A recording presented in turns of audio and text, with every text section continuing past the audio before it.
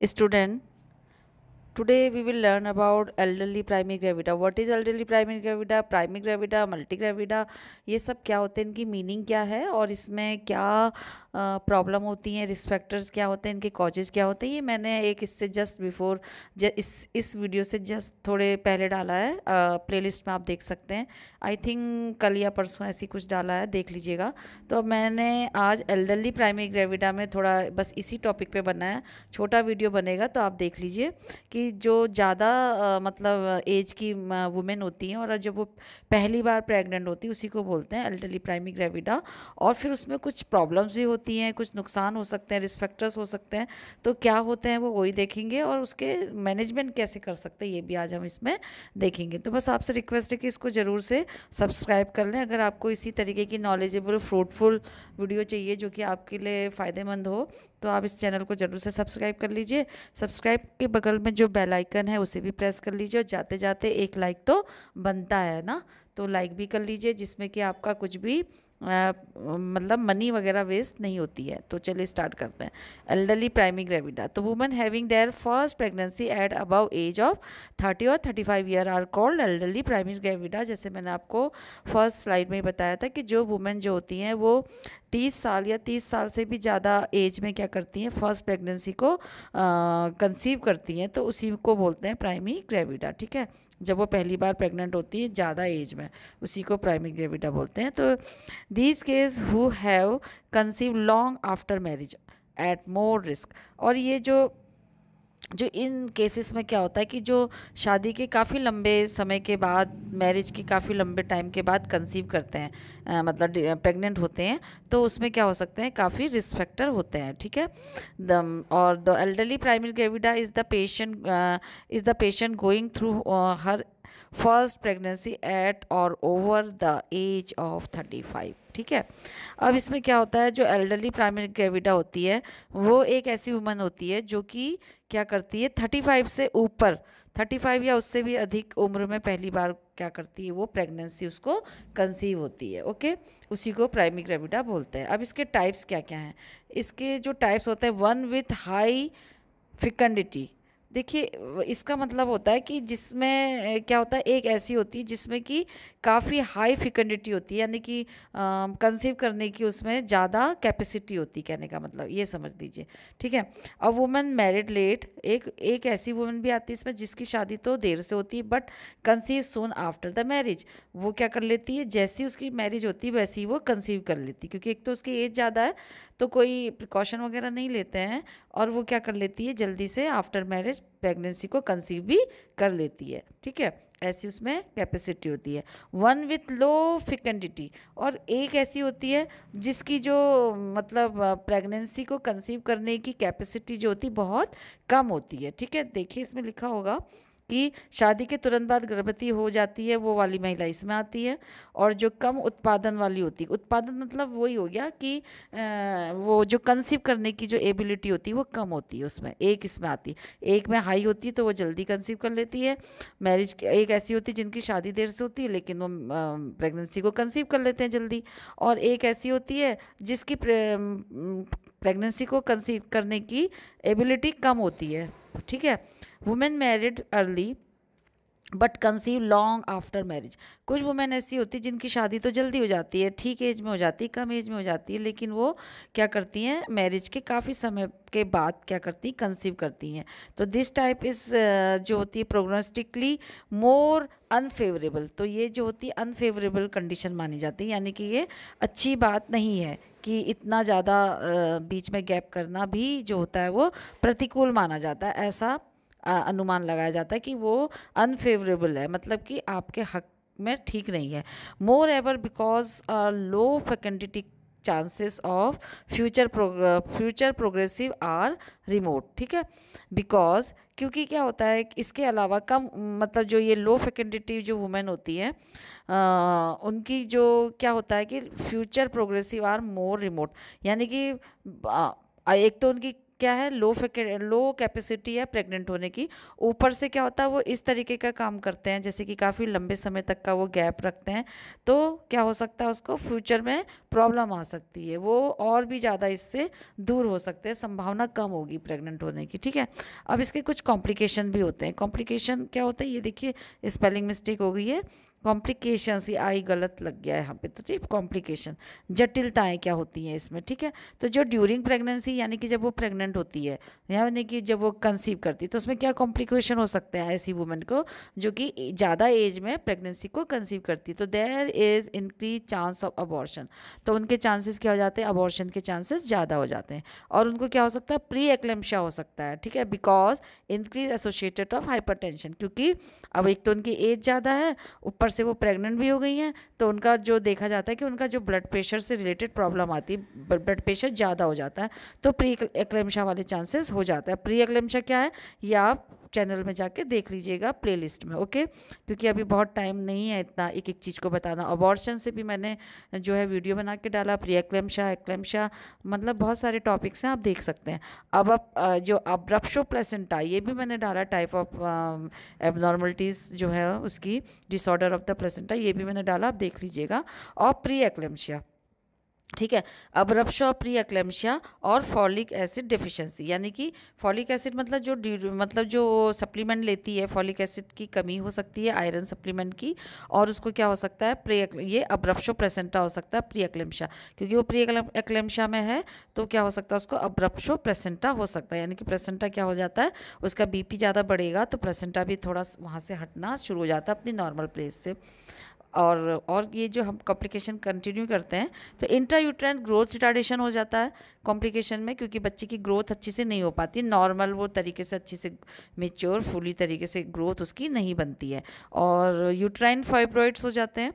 ठीक है, जो फाइब्रॉइड होते हैं, extra mass of the tissue जो होते हैं, जो कि नॉन कैंसरस होते हैं यूट्रस में, वो हो जाएंगे उसको। ठीक है, और medical complications related with advance age, अगर एडवांस एज है यानी कि एज एक तो इतनी ज़्यादा है, ऊपर से वो क्या हो रही है, उस एज में कंसीव कर रही है, बेबी को वो कंसीव कर रही है, मतलब वो प्रेग्नेंट हो रही है, तो कुछ मेडिकल कॉम्प्लिकेशन भी हो सकते हैं, जैसे कि हाइपरटेंशन होगा, यानी कि उसका बीपी बढ़ जाएगा, जैसे मैंने बताया प्री एक्लेम्पशिया वाली कंडीशन भी हो सकती है, फिर उसकी वजह से डायबिटीज़ हो जाएगा, यानी कि इसको जस्टेशनल डायबिटीज़ बोलते हैं, जो कि during the delivery, during the pregnancy जो डायबिटीज़ हो जाती है ना, जस्टेशन का मतलब ही होता है प्रेगनेंसी, तो उसमें उसको क्या हो जाएगा, डायबिटीज़ हो जाएगी, और ऑर्गेनिक हार्ट लीजन हो जाएंगे, और ऑर्गेनिक हार्ट लीजन्स भी उसको हो जाएंगे। ठीक है, और क्या होगा, टेंडेंसी ऑफ पोस्ट मैच्योरिटी। ठीक, उसके बाद है ड्यूरिंग लेबर। अब लेबर में क्या होगा, increase chance of premature labour, मतलब कि बेबी फुली तरीके से अपना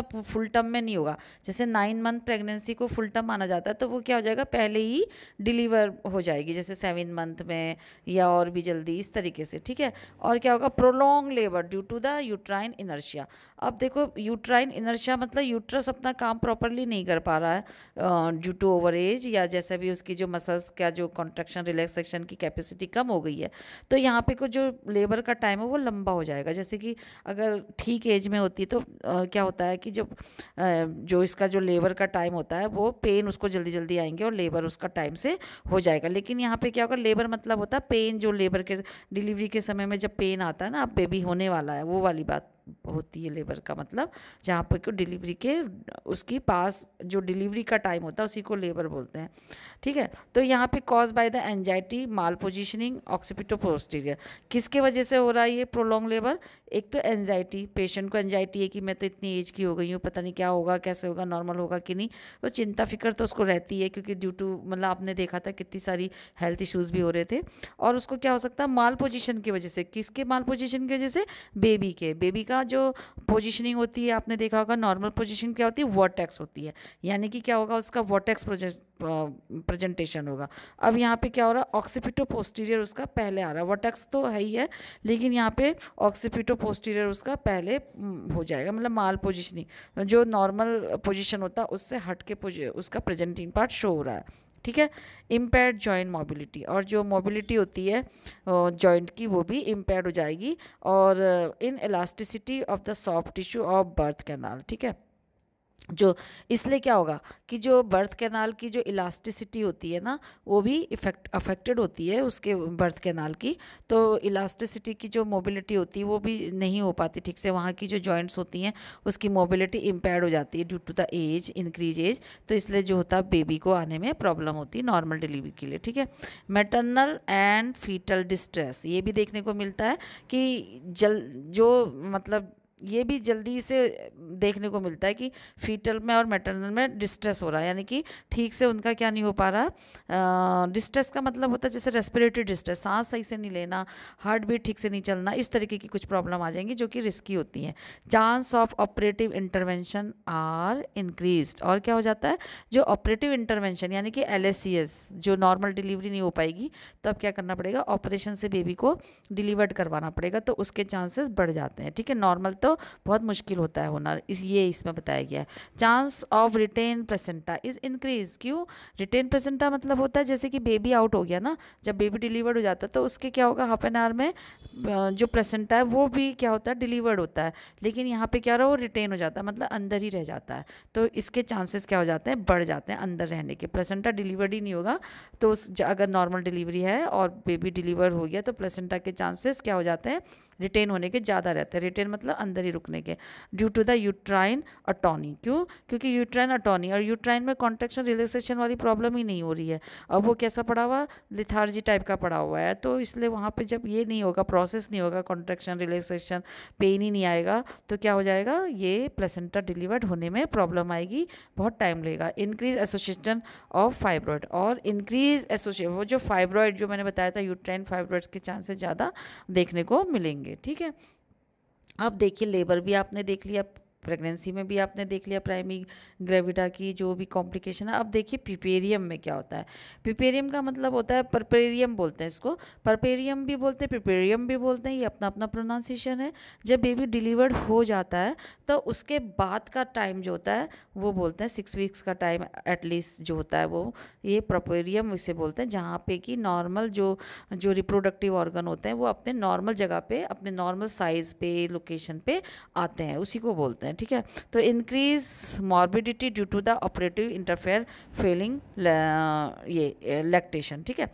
अब इसमें क्या होता है कि मदर के जो होते हैं इंक्रीज चांसेस हो जाते हैं मॉर्बिडिटी।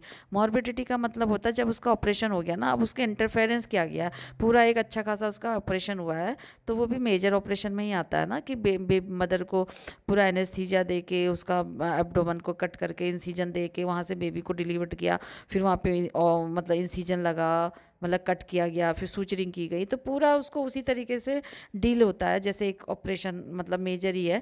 तो उसमें क्या हो गया, अब उसको मॉर्बिडिटी वाली ज़्यादा, मतलब बीमारी वाले ज़्यादा प्रॉब्लम आने को देती, जैसे कुछ कुछ हेल्थ इश्यूज होने लगेंगे। और क्या होता है उसमें इंक्रीज, इसके वजह से उसकी जो लैक्टेशन का जो प्रॉब्लम होती है वो भी होने लगेगी, यानी कि वो फीड से ब्रेस्ट फीड भी नहीं करा पाएगी ठीक से, क्योंकि ये फेल हो जाता है लैक्टेशन का प्रॉब्लम, मतलब जो उसका मिल्क बनने वाला जो प्रोसेस है वो भी क्या हो जाएगा, अफेक्टेड हो जाएगा, ठीक है।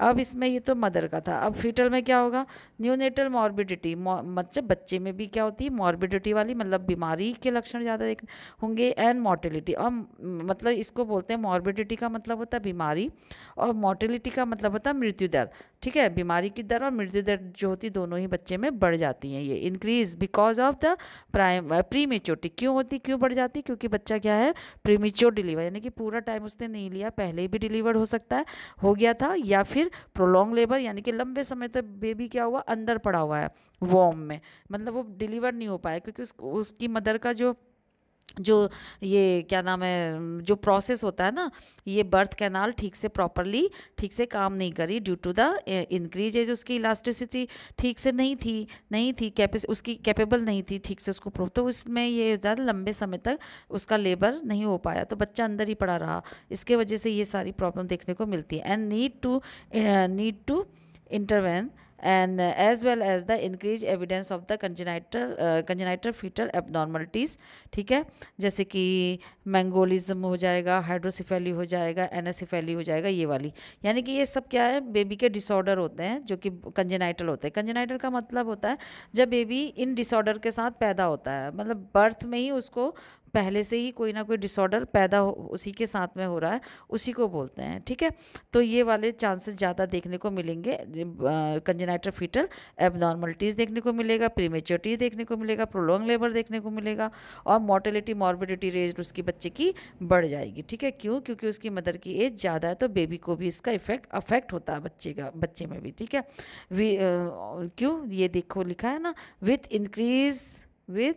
Increase maternal as. आगे समझ में? और ये सब क्या है? ये सारे के सारे जो होते हैं ये डिसऑर्डर होते हैं बच्चे के। ठीक है, मंगोलिज्म का मतलब हो गया हाइड्रोसिफेलिस, आपको पता ही है, पानी भर जाना हेड का, उसमें ना आपने देखा होगा। तो ये सारा एनेसिफेली ठीक से उसका ब्रेन का वो नहीं होता है, बन नहीं पाता, इस तरीके के। और आप इसको देख सकते हैं, वीडियो लंबा हो जाएगा। मैनेजमेंट क्या होता है? Considering the risk involved in pregnancy and labor, the women are considered high risk। अब जिसके लेबर में भी प्रॉब्लम आ रही है, प्रेगनेंसी में भी प्रॉब्लम आ रही है, उनको मतलब रिस्क हो रहे हैं ड्यू टू द एज, तो वो हाई रिस्क प्रेगनेंसी में उनको कंसिडर किया जाता है, देखा जाता है हाई रिस्क प्रेगनेंसी में। ठीक है, तो they require meticulous antenatal supervision. ठीक है, एंटीनेटल सुपरविजन में उनको बहुत ज़्यादा ज़रूरत है कि वो सावधानी पूर्वक उनका एंटीनेटल सुपरविजन की जाए। इस एंटीनेटल का मतलब होता है जब वो एएनसी पीरियड में थी ना, जब उन्होंने बेबी कंसीव किया था, तो उसी समय से उनकी देखभाल बहुत ज़्यादा सावधानी से होनी चाहिए, इसकी उनको ज़रूरत होती है। और अच्छे डॉक्टर के पास हॉस्पिटल में जाना चाहिए, और बार बार फॉलोअप रहना चाहिए। Should have a mandatory hospital delivery, और बहुत ही ज़्यादा ज़रूरी है, बिल्कुल मैंडेटरी का मतलब होता है बिल्कुल ज़रूरी है कि उनको कहाँ डिलीवरी करानी चाहिए? हॉस्पिटल में कराना चाहिए, किसी अच्छे हॉस्पिटल में। Since induction is the unsatisfactory, caesarean section is the favourable alternative. अगर जो इंडक्शन इज़ अनसर्टेन, अब इंडक्शन का मतलब होता है अपने आप जो डिलीवरी नॉर्मल होती है, कि कुछ मदर एफर्ट डालती, कुछ बेबी एफर्ट डालता है, और कुछ पेन, इन सबसे क्या होता है फिजिकली चेंजेस जो होते हैं, फिजिकली जो भी प्रोसेस होता है, उसके वजह से बेबी नॉर्मली डिलीवर्ड हो जाता है। लेकिन यहाँ पे अगर ये अनसेटिस्फैक्ट्री है, यानी कि उसको पेन भी अच्छे स्ट्रॉन्ग नहीं आ रहे हैं, और कॉन्ट्रैक्शन रिलैक्सेशन का प्रोसेस ठीक नहीं हो पा रहा है, तो फिर क्या है, इस समय सिजेरियन सेक्शन ही मोस्ट प्रेफरेबल माना गया है। मतलब एक इसी को ज़्यादा उचित माना गया है कि ऐसे टाइम में क्या करा जाए, ऑपरेशन के द्वारा बेबी को पैदा किया जाए। ठीक है, फॉलोइंग प्रिंसिपल आर फॉलोड। अब इसमें कुछ प्रिंसिपल्स होते हैं जिसको कि आप मतलब जो इसको फॉलो करनी चाहिए। Result of induction is unsatisfactory. अगर जो इंडक्शन इज़ अनसेटिस्फैक्ट्री है, यानी कि बेबी का जो नॉर्मल डिलीवरी है वो नहीं हो पा रही है, तो उसमें क्या करना चाहिए? सिजेरियन सेक्शन को एकदम से चूज़ करना चाहिए, यानी कि रोकना नहीं चाहिए। नॉर्मल डिलीवरी नहीं हो पा रही तो बहुत वेट ना करते हुए उनका ऑपरेशन के द्वारा डिलीवरी करवानी चाहिए। ठीक है, बेबी को बाहर करना चाहिए। एंड सोनोग्राफी और जो होता है state X-ray is to be done prior to the caesarean section. अब जब सिजेरियन सेक्शन कर रहे हैं तो उससे पहले सोनोग्राफी, यानी कि जो अल्ट्रासाउंड होता है, स्टेट एक्सरे होता है, उसके द्वारा बेबी की पोजीशन वगैरह देखनी चाहिए, to exclude bony congenital malformation of the foetus, जिससे कि क्या हो सके कि बेबी का अगर कोई ये मालफॉर्मेशन है तो वो उसको ठीक से जन्मजात जो हड्डी से संबंधित प्रॉब्लम आती है ना, मालफॉर्मेशन बोनी वाली, बोनी मतलब बोन से रिलेटेड, तो वो देखने को मिल जाएंगी। ठीक है, और उसी के अकॉर्डिंग क्या किया जाएगा, एक्शन लिया जाएगा। There are two group of women have emerge. ठीक है, इसमें जो होती हैं दो तरीके की महिलाएं आती हैं, वुमेन आती हैं, जो कि एज जिनकी ज़्यादा होती है और वो डिलीवरी को मतलब प्रेगनेंसी को कंसीव करती है। पहली तो होती है मल्टीपेरस वुमन, और दूसरी होती है प्राइमी पेरस वुमन। अब मल्टीपेरस वुमन कौन सी होती है? जो कि मीनोपॉज पीरियड पे क्या करती है, चाइल्ड को मतलब वो एडिशनल चाइल्ड होता है, यानी कि वो उनके कंसीव हो जाता है। ठीक है, क्योंकि वो किस में होती है, मीनोपॉजल पीरियड में होती है। मीनोपॉजल का मतलब होता है जब एमसी क्या हो जाती है, मैंने डाल रखा मीनोपॉज, आप उसमें देख सकते हैं चैनल में जाके प्लेलिस्ट में। तो मीनोपॉज जो होता है वो स्टॉप हो जाता है प्रेगनेंट उस समय मेंस्ट्रुअल साइकिल, तो उस समय भी कुछ कुछ महिलाएं जो होती हैं वो क्या कर लेती है, प्रेगनेंसी को कंसीव कर लेती है। उनको लगता है हम तो मीनोपॉज पीरियड में, लेकिन वहाँ क्या हो जाता है, उनको प्रेगनेंसी कंसीव होने की वजह से मेंस्ट्रुअल साइकिल नहीं आ रहा होता है। तो ये भी क्या होता है, एक एज में ही होता है ना मीनोपॉज भी, तो वो कैसी होती है, ज़्यादा एज वाली वुमेन होती है। तो इसको बोलते हैं मल्टीपेरस वुमेन, जिनके पहले से ही बच्चे ज़्यादा हैं और उसके बाद उन्होंने फिर से एक एडिशनल चाइल्ड उनको ऐड हो गया, मतलब फिर से उनको मिल गया ड्यूरिंग मेनोपॉज, ठीक है। फिर है प्राइमी पेरस वुमन। प्राइमी पेरस वुमन क्या होती है? जो deliberate delay of child bearing, जो जानबूझ के क्या करती हैं, बेबी को कंसीव करने में देर करती हैं, ठीक है, जानबूझ के, यानी कि कुछ कॉन्ट्रासेप्शन यूज़ कर लेंगी कि अभी मुझे नहीं, मतलब वो रेडी नहीं रहती मेंटली, क्योंकि ड्यू टू जॉब हो सकता है या कुछ उनकी फिजिकल हेल्थ हो सकती है, कुछ भी इशू हो सकते हैं, उसके वजह से जानबूझ के वो प्रेग्नेंट नहीं होती। एक तो ये होती है प्राइमी पेरस वुमन में, और एक ये होती है कि may seek information about pregnancy from. अब जो ये ऐसा जानबूझ के करती हैं तो ये क्या होता है, ये भी रिस्क है। जितना भी हम रिस्क पढ़ रहे हैं, आप देख लीजिए कितने सारे हमने रिस्क पढ़े, तो उसमें क्या है, उनको क्या करना चाहिए कि उनको बुक के द्वारा कुछ फ्रेंड्स से मिलके, जिनको नॉलेज होती है, जो इस चीज़ों से गुजरी हुई हैं, उनसे या बुक से या फिर नेट में से, इंटरनेट यूज़ करके उसको इनके बारे में ज़्यादा से ज़्यादा इन्फॉर्मेशन लेनी चाहिए, ताकि वो उन चीज़ों से बच सके, रिस्क फैक्टर से, ठीक है। फिर है मल्टी पैरस वुमन। मल्टी पैरस वुमन जो थी, सम में हैव नेवर यूज कॉन्ट्रासेप्शन। अब कुछ होती है जो, मतलब वही कि उन्होंने क्या नहीं करा, कॉन्ट्रासेप्शन यूज़ नहीं करा, उन्होंने सोचा हम तो अब मेनोपॉज में हैं, तो सम वो हैव यूज कॉन्ट्रासेप्शन। अब कुछ होती है जो कॉन्ट्रासेप्शन को यूज़ करती है during the child bearing year, ठीक है, use contraceptive successfully during child bearing years. अब जो चाइल्ड बियर करने वाला जो उनका टाइम पीरियड था जिसमें वो इसको कंसीव कर सकती थी, तो उन्होंने क्या करा था, सक्सेसफुली, यानी कि कॉन्ट्रासेप्शन का यूज़ किया था। कुछ वुमेन इसमें वो वाली होती हैं, और कुछ ऐसी होती है जो कभी भी वो कॉन्ट्रासेप्शन का यूज़ नहीं करती हैं, ठीक है। तो as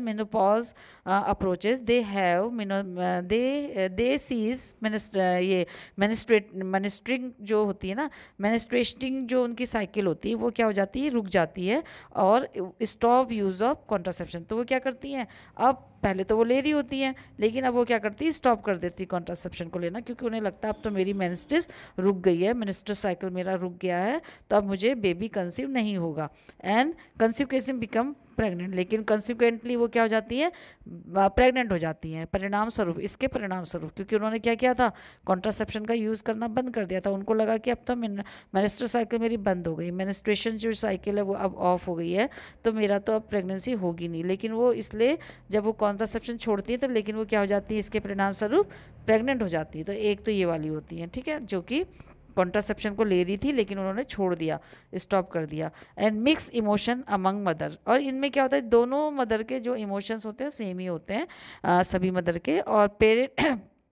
parent must prepare a safe nurturing environment. तो न्यूट्रिशनिंग जो एनवायरनमेंट होता है, यानी कि नर्चिंग एनवायरनमेंट का मतलब होता है कि एक पोषण का एनवायरनमेंट, यानी कि उनकी जो डाइट का एनवायरनमेंट होना चाहिए, उनका पोषण से संबंधित पोषक एनवायरनमेंट हो, और उसको सेफ हो, सुरक्षित एनवायरनमेंट हो। कुछ ये जो पेरेंट्स होते हैं उनको ऐसा बनाना चाहिए, जब वो बेबी को डिलीवर कर रहे होते हैं, तो ड्यूरिंग द प्रेगनेंसी अब बेबी आएगा ना, तो उनको जो मदर होती है उसको भी ठीक से बैलेंस डाइट मिलनी चाहिए और सेफ एनवायरनमेंट मिलना चाहिए, जिससे कि उसका बेबी भी हेल्दी होगा। Must integrate child into a establish family system. और क्या होना चाहिए, उनको अपना जो चाइल्ड है उसको जो पूरी तरीके से इस्टेब्लिश फैमिली में सिस्टम में उसको इंटीग्रेट कराना चाहिए, यानी कि उसको उसमें बच्चे को यूज़ टू करवाना चाहिए, मतलब वहाँ उसको मतलब इस तरीके से तैयार करना चाहिए कि वो फैमिली में एडजस्ट हो, ठीक है। फिर है प्राइमी पेरस वुमन, ये कौन सी थी, मल्टी पेरस वुमन, जो कि अचानक ही, अब ये इसमें भी दो तरीके की आती हैं, एक तो यूज़ कर रही थी, नहीं करती थी, उनको पता था मेनोपॉज में, और एक होती जो कॉन्ट्रासेप्शन यूज़ करती थी। जो कॉन्ट्रासेप्शन यूज़ करती थी उन्होंने छोड़ दी, सोचा कि हम तो मेनोपॉज में हैं, लेकिन उन्होंने प्रेगनेंसी कंसीव कर ली, तो उनके जो इमोशन हैं, इन दोनों के इमोशंस हर एक मदर के एक से ही होते हैं इसमें, कि अपने बेबी को उनको सेफ एनवायरनमेंट देना चाहिए, उनको पोषक तत्व देने चाहिए, इस तरीके का एनवायरनमेंट बनाएं, और अपने बच्चे को फैमिली में मिक्स करें। और एक होती प्राइमी पेरस वुमन, तो number of first time pregnancy, अब ये पहली बार प्रेग्नेंट हुई है, has increase significantly over last 3 decade, ठीक है। अब ये क्या हुआ, पिछले 3 दशकों में, 3 साल से, मतलब 3 जो दशक होते हैं, 10, 20, 30, ठीक है, ये प्रेग्नेंट पहली बार हुई है, मतलब 30 साल की हो गई है, अब वो जाके प्रेग्नेंट हुई है। तो क्या होगा उसमें, रीज़न जो इसका होता है, क्या होता है, रीजन फॉर डिलेइंग प्रेगनेंसी। अब वो लंबी एज, मतलब 30 साल के बाद हो रही है, तो उसमें जो ये गैप है, ये काफ़ी लंबा गैप रखने के कारण क्या होगा कि इसमें हो जाएगा डिज़ायर फॉर एडवांस एजुकेशन, क्यों हुआ, उसने ये रीजन क्या, किस रीजन की वजह से डिलेड प्रेगनेंसी हुई, क्यों उसने डिलेड प्रेगनेंसी की, इसके कुछ कारण हो सकते हैं। एक तो हो सकता है डिज़ायर टू एडवांस एजुकेशनल, अब उसने उसको अपनी एडवांस एजुकेशन मतलब और आगे पढ़ाई रखनी थी, तो उसने सोचा डिलीवरी मैं प्रेग्नेंट हो जाऊंगी तो मेरी पढ़ाई में बाधा आएगी। उसको कैरियर बनाना था अपना, तो कैरियर को प्रायोरिटीज़ दी उसने अपने, ठीक है, अपने जॉब वगैरह को, ठीक है। यूज़ ऑफ बेटर कॉन्ट्रासेप्शन, और उसने क्या करे, बहुत अच्छे कॉन्ट्रासेप्शन यूज़ करे जिससे कि वो प्रेग्नेंट हुई नहीं। और क्या हुआ कि फर्टिलिटी थेरेपीज़ भी उसने के कारण भी वो इस तरीके की मतलब डिलीवरी नहीं हो, मतलब प्रेग्नेंट नहीं हुई, ठीक है। कुछ डिलेमा थे उसको, मतलब डिलेमा का मतलब होता है कुछ ऐसे भ्रम कि जैसे कि pregnancy has positive negative effect, कि पॉजिटिव इफेक्ट डालेगी या नेगेटिव इफेक्ट डालेगी प्रेगनेंसी, तो उसके पॉजिटिव इफेक्ट के कारण से या नेगेटिव इफेक्ट की वजह से भी वो कुछ ऐसे भ्रम था उसको कि अगर बेबी हो जाएगा तो मैं ये नहीं कर पाऊंगी या वो नहीं कर पाऊंगी, या मेरा फिगर ख़राब हो जाएगा, मेरी जॉब चली जाएगी, या मेरा पति मुझे सही से मतलब ठीक से प्यार नहीं करेगा, मेरा प्यार बढ़ जाए, बहुत चीज़ें होती हैं। तो ये होती है नेगेटिव। और पॉजिटिव होती है कि खुशी खुशी उसको अडॉप्ट करना, कि बेबी आएगा तो उससे क्या होगा, फ्रूटफुल माहौल होगा, और बहुत अच्छा टाइम मतलब हमारा गुजरेगा, और मतलब एक अच्छा वातावरण घर पे रहेगा, इस तरीके के पॉजिटिव। तो क्या हो सकता है, ये वाली उसको डिलेमा रहती है और मतलब भ्रम रहता है, ठीक है। Select right time for pregnancy, और वो जो होती राइट टाइम सेलेक्ट नहीं कर पा रही होती हैं कि किस समय उनको सेलेक्ट करना चाहिए राइट टाइम। तो partner share the preparation for the parenthood, ठीक है। तो इसलिए क्या होना चाहिए, माता पिता बनने की तैयारी को वो एक दूसरे के साथ दोनों ने आपस में वो करना चाहिए, मतलब बात करनी चाहिए, तैयार होने, दोनों को तैयार होना चाहिए, मेंटली प्रिपेयर होना चाहिए, मतलब कहने का, ठीक है। तो ये होती प्राइमरी पेरेंट्स तो मैंने पहले ही हमने पढ़ लिया था कौन होती है। तो वो जो कि बहुत मतलब एज में यानी कि 30 साल के बाद ही वो प्रेगनेंसी कंसीव कर रही हैं। तो outcome of pregnancy is elderly women, advance perinatal outcome more common. तो इसमें क्या होता है कि जो हाँ इसका परिणाम क्या होता है एल्डरली वुमेन में, मतलब जब वो ज़्यादा एज में प्रेगनेंसी कंसीव करती हैं तो क्या होगा कि एडवर्स मतलब अच्छे परिणाम नहीं मिलेंगे। बहुत सारे ऐसे परिणाम कॉमन होते हैं जो कि अच्छे नहीं होते हैं। मोर लाइकली टू, उसमें ज़्यादातर क्या होता है, लो बर्थ वेट बेबी होगा। LBW का मतलब लो बर्थ वेट बेबी, मतलब कि जो बेबी का वेट होना चाहिए वहाँ ना हो कि वो उससे कम होगा, मतलब कमज़ोर सा बेबी होगा जिसके कि बचने के चांसेस भी बहुत मुश्किल से बचते हैं, बहुत मेहनत करनी पड़ती है। प्रीमेच्योर बर्थ होगी, ठीक है। और बर्थ कैसी होगी, प्रीमेच्योर। प्रीमेच्योर का मतलब है पूरे 9 मंथ ना लेके वो 7 मंथ में, 7 मंथ में हो सकता है, 5 मंथ में होता है, 6 मंथ में होता है। तो बचाने में भी उनको मुश्किल होती है बहुत ज़्यादा, और बहुत केयर की ज़रूरत होती है। और मल्टीपल बर्थ, और क्या हो सकता है, मतलब उनको ट्विंस प्रेगनेंसी भी हो सकती हैं। तो ट्विंस प्रेगनेंसी होगी तो वो भी बहुत ज़्यादा रिस्की और कॉम्प्लिकेटेड होती है ना। तो ये इसकी आउटकम है, ठीक है। Increase risk for maternal morbidity, और माँ को भी क्या होती है, ज़्यादा मॉर्बिडिटी वाली प्रॉब्लम, मोर्टेलिटी की प्रॉब्लम होती है, मैटरनल मोर्टेलिटी का मतलब मृत्यु दर। तो उनकी डेथ के चांसेस भी इसमें बढ़ जाते हैं, रिस्क होता है ड्यू टू द हेमरेज। क्यों, क्योंकि ब्लीडिंग ज़्यादा होगी, अगर एज ज़्यादा है, बेबी को इतने मुश्किल से डिलीवर्ड किया जा रहा, टाइम ज़्यादा लिया जा रहा, उसकी बोनी भी हार्ड हो गई है, मसल्स भी उसकी इलास्टिसिटी लॉस हो गई है, तो हेमरेज के चांसेस ज़्यादा होंगे। इन्फेक्शन होगा उसको, तो एम्बोलिज्म होगा। अब लंबे समय तक डिलीवरी नहीं हो रही तो लंबे समय तक ओपन है, डिलीवर के लिए वेट कर रहे हैं, तो इन्फेक्शन के चांसेस भी ज़्यादा होंगे। एम्बोलिज्म हो जाएगा, एम्बोलिज्म तो सबको पता है कि ब्लड में जो कुछ ऑब्स्ट्रक्शन आ जाएगा ब्लड वेन, बस ब्लड वेसल्स में, ड्यू टू किसी भी क्लॉट के वजह से, ब्लड क्लॉट के वजह से, या कोई एयर एम्बोलिज्म के वजह से, एयर के वजह से उसमें क्या हो जाएगी, रुकावट आ जाना ब्लड के फ्लो में, ठीक है, वो भी हो सकता है, ठीक है। और हाइपरटेंसिव डिसऑर्डर ऑफ प्रेगनेंसी, जैसे कि मैंने बोला कि प्रेगनेंसी में जो होता है वो बीपी बढ़ सकता है उसका, तो जिससे कि एक्लेम्शिया, प्री एक्लेम्शिया वाली चांसेस होते हैं। कार्डियोमायोपैथी हो सकती है।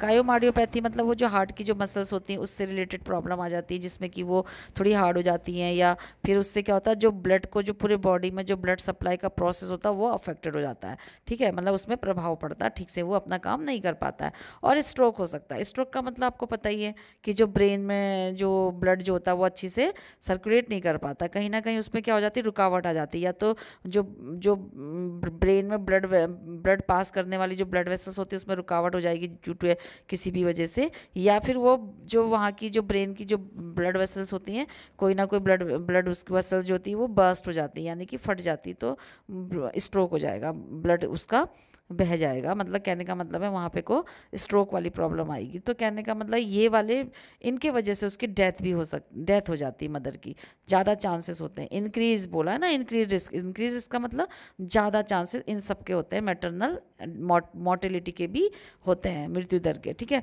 इंक्रीज मैटरनल एज लीड, अब देखो माँ की एज ज़्यादा है तब वो प्रेग्नेंट हुई है, तो वो क्या क्या कर सकती, क्या क्या हो सकता है उसको, लीड टू इनफर्टिलिटी हो सकती है। अब माँ की एज ज़्यादा है तो इनफर्टिलिटी की चांसेस, यानी कि बांझपन हो सकता है। इस और क्या हो सकता है, स्पॉन्टेनियस अबॉर्शन हो सकता है, यानी कि अबॉर्शन तो हो रहा है लेकिन पता नहीं चलेगा किस कारण से, अपना आप ही अचानक ही बच्चा रुकेगा नहीं, अबॉर्ट हो जाएगा, ठीक है। और जीडीएम हो जाएगा, जीडीएम मतलब जेस्टेशनल डायबिटीज मेलाइटिस, जैसे मैंने अभी आगे भी स्लाइड में बताया था कि जब वो प्रेग्नेंट होती है, बेबी उसके वॉर्म में होता है, तो उसको डायबिटीज़ भी हो जाती है क्योंकि उसकी एज ज़्यादा है। पीआईएच हो जाता है, प्रेगनेंसी इंड्यूस हाइपरटेंशन, ठीक है, और वही हाइपरटेंशन से बढ़ जाएगा उसका बीपी। और क्रोमोजोमल एबनॉर्मलिटीज़, बेबी में क्या होगा, कुछ क्रोमोजोमल एबनॉर्मलिटीज होगी। क्रोमोजोम ही जो होते हैं मदर के या फादर के, जो भी है, इस समय एज मदर की ज़्यादा है तो क्रोमोजोम में या तो डबल होगा, या तो एक दूसरे के साथ जुड़ा होगा, या तो एडिशन होगा, मतलब बहुत सारे डिसऑर्डर्स होते हैं, तो आप देख लीजिएगा। तो उसमें क्या होगा, कंजेनाइटल एबनॉर्मलिटीज़ होती हैं बच्चे में, वो नॉर्मल पैदा नहीं होता, कोई ना कोई एबनॉर्मलिटीज हो जाती है। जेनेटिक डिसऑर्डर, जेनेटिक का मतलब वही जो कभी कभी फैमिली में किसी ना किसी को कुछ ना कुछ प्रॉब्लम रही है, तो वो बच्चों में भी जीन के द्वारा एकदम से होने के चांसेस ज़्यादा रहते हैं। प्लेसेंटा प्रीविया हो सकता है, वही इसका भी मैंने वीडियो अपलोड किया, आप देख लीजिएगा। ये मिडवाइफरी एंड गायनोकोलॉजी का जो प्ले लिस्ट है, तो प्लेसेंटा प्रीविया मतलब वही प्लेसेंटा पहले प्रेजेंटिंग पार्ट होगा उसका, तो नॉर्मल डिलीवरी में बहुत सारा ब्लीडिंग हो जाएगी और बहुत प्रॉब्लम आएगी, है ना। प्री टर्म लेबर होगा, प्री टर्म लेबर मतलब वही प्रीमेच्योर डिलीवरी हो जाएगी मदर की, जल्दी बेबी मतलब अपना टाइम पूरा ना लेते हुए डिलीवरी हो जाएगी। और फिर सर्जिकल बर्थ का मतलब होता है फिर लास्ट में, तो ये सारी प्रॉब्लम को देखते हुए ऑपरेशन के द्वारा ही बेबी को पैदा करवाया जाता है, ठीक है। और nursing management, prenatal assessment, nursing management क्या होगा, प्री नेटल असेसमेंट, तो इसमें क्या करेंगे, प्री नेटल केयर, जल्दी से जल्दी ऐसी महिलाओं को क्या करना है, जल्दी से जल्दी केयर स्टार्ट करनी है जैसे ही पता चलता है कि वो प्रेग्नेंट है, ठीक है। और fortunately women in this age group are well inform, और जो इस ज़्यादा एज में जो प्रेग्नेंट हो रही, वो खुद ही कैसी रहती हैं, अवेयर रहती हैं, वो बहुत अच्छी तरीके से उनको पता रहता है कि मुझे क्या करना है क्या नहीं करना है, तो वो अपना सर्च करती रहती हैं और ज़्यादा अवेयर रहती हैं। और few may attribute lack of menstruation to menopause, ठीक है, लैक ऑफ मिनिस्ट्रेशन। अब इसमें क्या होता है कि फ्यू में एक एट्रीब्यूट, अब कुछ लोग जो मतलब इसमें क्या होता है कि मेनिस्ट्रेशन यानी कि जो मेंसिस ज़्यादा एज में क्या होगा कि मेनिस्ट्रल जो साइकिल होता है वो कम हो जाता है, तो मीनोपॉज वाली एज आने लगती है, तो उसकी वजह से भी क्या होगा ये इसमें ये देखने को मिलेगा। तो क्या होगा, अब देखिए कुछ लोग मासिक धर्म की कमी का कारण रजोवृत्ति को बता सकते हैं, यानी कि लैक ऑफ मेनिस्ट्रेशन हुआ तो मेनोपॉज जल्दी हो जाएगा, ये कहने का मतलब है, ठीक है। यानी कि एज में ज़्यादा एज में बेबी डिलीवर करेंगी तो नेचुरली है दूसरा बेबी नहीं हो पाएगा, या पहला जो होगा वो भी हेल्दी नहीं रहेगा। और हेल्थ हिस्ट्री लेनी पड़ेगी उनकी, हेल्थ हिस्ट्री लेने के लिए उनको देखना पड़ेगा कि पूछना पड़ेगा कि प्रेजेंट सिम्टम प्रेगनेंसी के क्या क्या क्या हो रहा है, उनको प्रेगनेंसी वाले लक्षणों को देखना पड़ेगा, पूछना पड़ेगा।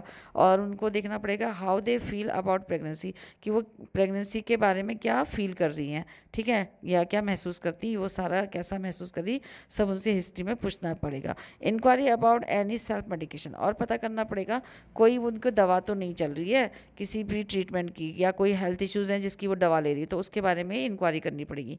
फैमिली प्रोफाइल देखनी पड़ेगी उसकी, और मतलब फैमिली प्रोफाइल में सब कुछ आ जाता है, सोर्स ऑफ इनकम भी देखना पड़ेगा कि भाई उनकी कितनी इनकम है जिससे कि वो ठीक से अपना बेबी का और अपना वो कर पाएगी कि नहीं, भरण पोषण वगैरह, और नॉर्मल डिलीवरी या कुछ माल मतलब बेबी इस तरीके का होगा अगर उसको ठीक से पोषक तत्व नहीं मिले, तो ये भी ध्यान में उसको देखना पड़ेगा हिस्ट्री में। और क्या देखना पड़ेगा, थॉरो फिजिकल हिस्ट्री, थॉरो मतलब कुछ भी नहीं छोड़ना है, बहुत ही माइन्यूटली ऑब्जर्वेशन में उसको रखते हुए उसकी फिजिकल एग्जामिन करने हैं। तो इसमें एट फर्स्ट प्रीनेटल विजिट, पहले ही विजिट जैसे ही वो आती है कि अभी मैं प्रेग्नेंट हूँ, तो उसका पूरी तरीके से फिजिकल एग्जामिन होना चाहिए to establish general health and identify problem, जिससे कि उसकी जनरल हेल्थ के बारे में पता चल जाए कि कैसी है, मतलब उसकी हेल्दी है कि नहीं है, या कोई बीमारी तो नहीं है, कोई प्रॉब्लम तो नहीं है। उसको आइडेंटिफाई करने के लिए पूरा फिजिकल एग्जामिन उसका फर्स्ट मीटिंग में ही होना चाहिए, ठीक है। And inspection of lower extremities for varicosities, ठीक है। अब इंस्पेक्ट करना है, मतलब इंस्पेक्ट मतलब होता है देखना, इंस्पेक्शन मतलब देखना कि कोई लोअर एक्सट्रीमिटीज मतलब पैर वगैरह, पैरों में देखना है कि उसको वेरिकोसाइटिस तो नहीं है, इसमें जो वेन वाली प्रॉब्लम होती है ना, तो वो तो नहीं है, इस तरीके से उसको देखना चाहिए, ठीक है। और यूरिन स्पेसिमन, यूरिन टेस्ट भी करना चाहिए जिसमें कि ग्लूकोज और प्रोटीन देखते हैं कि ग्लूकोज बढ़ा तो नहीं है, प्रोटीन ज़्यादा तो नहीं है, तो यूरिन स्पेसिमन लेना चाहिए और टेस्ट करना चाहिए। असेसमेंट ऑफ ब्रेस्ट, और उसके ब्रेस्ट का भी को भी असेस करना चाहिए, क्योंकि उससे कैसा होगा कि उसको बताना है कि निपल क्रैक है या वो ब्रेस्ट इंगोज्ड है, कैसा है, तो उसके तरीके से उसको ट्रीट किया जा सकता है। Assessment of FHR fetal heart rate को बोलते हैं शॉर्ट में, तो इसका भी उसको असेसमेंट करना चाहिए, देखना चाहिए कि वो नॉर्मल है या नहीं है। जब बेबी वॉर्म में है तो एफएचआर उसकी लेनी चाहिए कि नॉर्मल है कि नहीं है, और फीटल मूवमेंट भी चेक करना चाहिए, मतलब कि जो फीटल जो होता है मदर के वॉर्म में चलता है, क्विकनिंग बोलते हैं ना, जो मदर को फर्स्ट पता चलता है, तो उससे पता चलना है, मदर से पूछना चाहिए कि मूवमेंट आपको पता चल रहा है कि नहीं चल रहा है, ठीक है। क्योंकि आप तो कैसे देख पाओगे, तो मदर से पता करना है, या फिर फोटो वही जो कराते हैं टेस्ट वगैरह उसमें पता चलेगा, जैसे एक्सरे वगैरह, वो अल्ट्रासाउंड। फिर है क्रोमोसोमल असेसमेंट, क्रोमोसोमल असेसमेंट भी उसका करना चाहिए, क्योंकि हमने देखा था क्रोमोसोमल एबनॉर्मलिटीज़ भी इंक्रीज एज वाली वुमेन को देखने को मिलती है, ठीक है, जिसमें कि ट्रिपल स्क्रीन करा लेनी चाहिए, AFP SCG ये सारी चीज़ें करानी चाहिए, कंजुगेटेड वगैरह, ठीक है। फिर एक कंक्लूजन क्या है, क्या निकला इसका कि मदर ऑफ एडवांसिंग एज, जो मदर एडवांस एज वाली होती है, may have number of increase risk, उनको बहुत ज़्यादा रिस्क होता है किसका, उनकी प्रेगनेंसी का, उनकी pregnancy to consider before conception and during, यानी कि कंसेप्शन से पहले और ड्यूरिंग दी प्रेगनेंसी उनको किस चीज़ का जो होता है काफ़ी रिस्क रहते हैं, नंबर ऑफ रिस्क उनको ज़्यादा रहते हैं। तो रिस्क में each stage of the process are increase, तो हमने सारी स्टेजेस देखी थी, पिपेरियम, नॉर्मल, प्रेगनेंसी की नॉर्मल स्टेज, फिर उसके बाद लेबर, फिर पिपेरियम, तो और ये सारी स्टेजेस जो होती है फर्स्ट सेकंड थर्ड फोर्थ, इनमें उनके ईच स्टेज में देखना चाहिए, या फिर जितने भी स्टेजेस हमने अभी पढ़ी हैं वो हमने देखा था कि उसमें ज़्यादातर रिस्क होता है हर स्टेज में, in comparison to their younger counter parent, ठीक है, मतलब कि काउंटर पार्ट्स, जो भी कम उम्र की महिलाएं होती हैं, जो यंगर होती हैं, छोटी एज वाली होती हैं, नॉर्मल मतलब जिनकी नॉर्मल एज होती है डिलीवरी के लिए, जो परफेक्ट होती हैं, तो उनकी एज में कोई इतनी ज़्यादा प्रॉब्लम देखने को नहीं मिलती जितना कि इंक्रीज एज वाली को मिलती है। तो जोखिम वाले जो होते हैं इसमें बढ़ जाते हैं, ये हमने इसमें पढ़ा था। तो thank you guys for watching this video, please like share comment और सब्सक्राइब, लाइक तो आप करके ही जाइए जो आप भूल जाते हैं, और आप सब्सक्राइब भी प्लीज़ करिए, जिससे कि आपको इसी तरीके से वीडियो अपलोड होती रहेंगी और आपको मिलती रहेंगी, और आप प्लेलिस्ट में जाके हर सब्जेक्ट से वीडियो देख सकते हैं और नोट्स बना सकते हैं अपनी कॉपीज़ में। Okay, goodbye, take care.